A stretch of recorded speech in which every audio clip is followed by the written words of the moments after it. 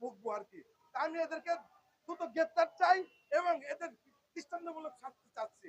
সেই সাথে ভারতীয় বিএসএফ সীমান্ত রক্ষাকারী বাহিনী বিএসএফ এর যারা গুলি করে যে আহত কিশোর কিশোরী যে হত্যা করা হলো তার তীব্র নিন্দা এবং প্রতিবাদ জানাচ্ছি এবং সাধারণ মানুষকে হিন্দুদেরকে বলছি আপনারা বাংলাদেশে, আমরা এই দেশ আমাদের, এখানে আমরা থাকতে চাই।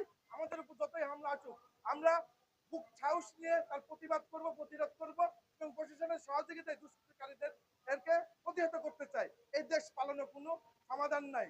আমাদের দেশ বাংলাদেশ, আমরা বাংলাদেশী নাগরিক হিসেবে বাঁচতে চাই।